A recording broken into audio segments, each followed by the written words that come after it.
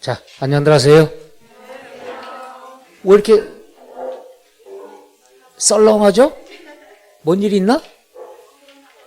에? 코로나?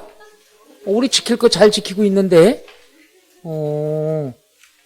갑자기 막 저 수도권 이러니까 겁이 나셔서 그런가? 아니면 공부하기 싫어서 그런가? 이때다 하고서, 합법적으로 쉬자. 뭐 이런 거 아니에요? 자, 그래도 우린 힘을 내고 하도록 하시죠. 자, 오늘이 이제 마무리가 되는데 양도소득세 2가 되겠죠. 여러분 갖고 계신 교재 222쪽. 221쪽의 한 문제는 오늘 배우는 과정이라서 그냥 넘어갔죠? 좀 이따 할 겁니다. 자, 222쪽에 보면은 양도소득세 계산 구조라고 나와 있죠? 자, 그럼 보도록 하죠.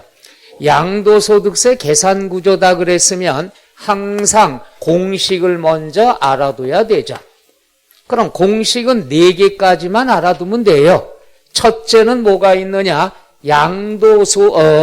양도가액에서 뭘 빼줘야 된다? 취득가액을 빼고, 그 다음 또 뭘 빼줘야 되죠? 자본적 지출.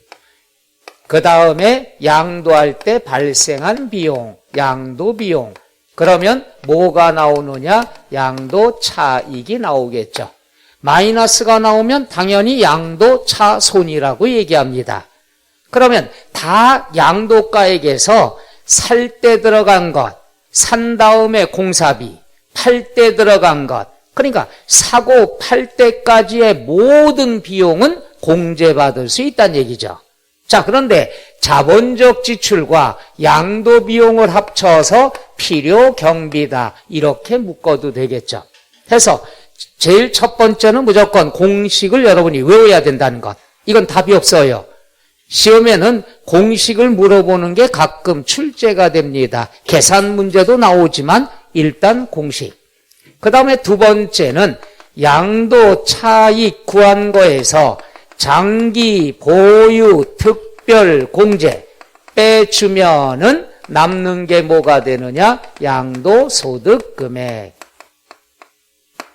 우리가 지난 시간까지는 따로 하나 하고 이론하고 하나 하고 이론했지만 이제 마무리해서는 공식 먼저 쭈루룩 해보자고요. 세 번째는 양도소득 금액에서 양도소득 기본공제. 기본공제를 빼주면은 양도소득 과세 표준이 나온다. 실질적으로 중요한 공식은 여기까지야. 시험 문제 나오는 공식은 여기까지만 외우면 돼요. 딱 3개만.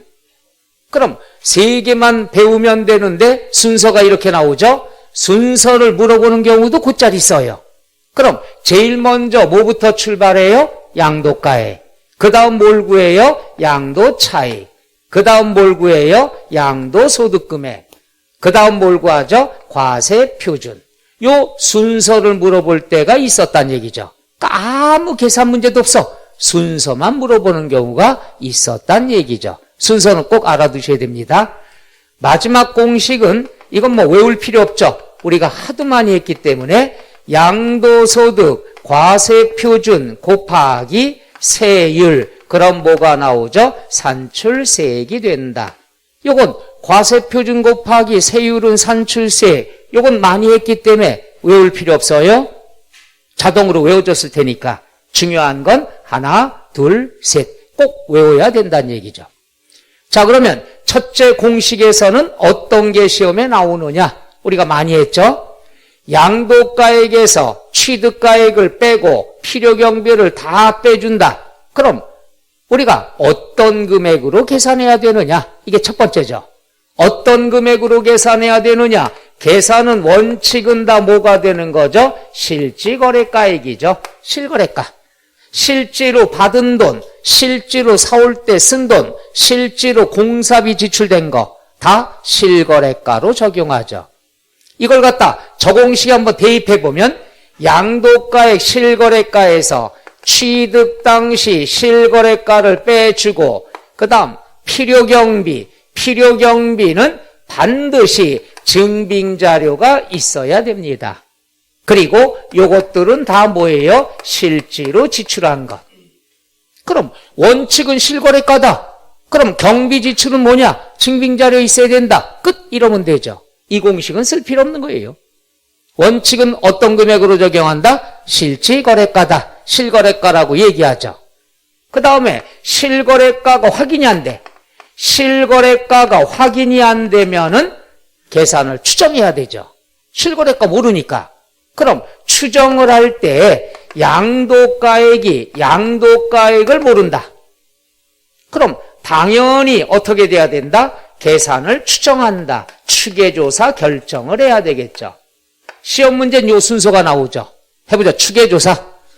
마스크 하셨구나. 대답 안 해도 돼요. 내가 물어봐도 습관상 물어본 거예요.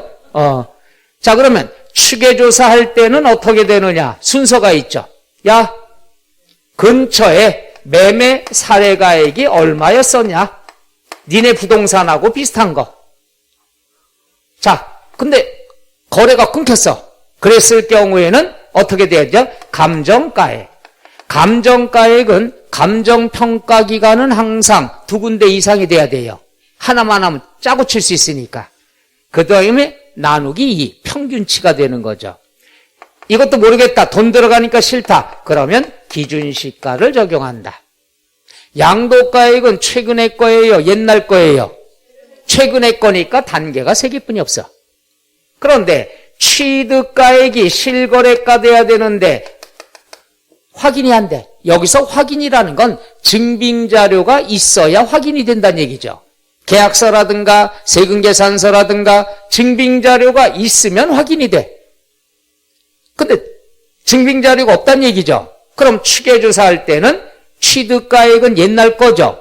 20년 전의 거 될 수도 있고 10년 전의 거도 될 수가 있다는 얘기죠. 따라서 하나가 추가되죠. 뭐가 추가됩니까? 환산 취득가액이 추가된다. 그래도 모르면 뭐가 되죠? 기준시가. 그럼 요거죠, 요거. 시험엔 2가지 형태입니다. 첫째, 취득가액이 확인이 안 돼서 추계조사할 때는 몇 단계 순서가 된다? 4단계 순서. 환산 취득가액이 나오죠. 두 번째, 환산 취득가액은 양도가액 추계조사할 땐 나온다, 안 나온다? 안 나온다. 그러니까 시험엔 이걸 거꾸로 내죠. 자, 양도가액을 추계조사 결정할 때는 환산 취득가액이 나오지만 취득가액을 추계조사할 때는 환산 취득가액이 나오지 않는다. 맞아요? 틀려요? 틀려요. 이게 시험의 이론 문제예요. 계산 문제 하나 나온 게 있었는데 여러분한테는 계산 문제를 안 할까 하는데 어때요? 오늘 나온 제일 어려운 거야. 기절합니다. 근데 이게 언제 나왔냐? 계산 문제가 처음으로 29회 때인가 출제가 됐어요. 난리가 났죠. 근데 찍은 분은 맞았어. 내가 보자. 모르는 게 나왔다. 그럼 몇 번? 얘가 3번으로 나왔어. 어떤 분은 열심히 계산했는데 틀렸어. 어떤 분은 그냥 에이 모르겠다. 포기하고 모르면 3번. 했더니 3번 나온 거예요. 참 대단하죠? 이 참 아이러니한 거예요. 열심히 옆에다 계산기 두들고 이렇게 더해보고 이렇게 빼고 그래도 틀리는데 이분은 아무 고민 없이 그래 가라 했더니 한 점이 맞은 거죠. 그래서 난리가 났었죠. 그래서 막 항의가 들어가고 하니까 30회 때는 무지하게 쉬운 것만 나왔죠. 빼기도 안 나오고 더하기만. 이번 31회 때는 계산 문제가 요거는 안 나오지 싶어요. 그래서 이론만 하는데 이따가 하는 거 봐서 나는 어려운 거 푸는 게 취미다. 학교론 계산 문제 8개 다 맞출 수 있다. 이런 분들을 위해서 한번 해줄 수 있는데 소수분들을 위해서 많은 분들이 기절할까 그게 걱정이 되는 거죠. 자, 그 다음에 그럼 어려운 거 요거 하기 위해선 뭐가 또 나오냐? 필요 경비라는 것은 실제로 지출하는 거죠. 그럼 여기서 제일 어려운 게 있는데 계산 문제 나온 거 우리가 실거래가다 그랬으면은 실거래가다 보면은 다시 한번 여기 대입하면 요것도 뭐가 되는 거죠? 실제로 지출한 것이 인정이 돼요.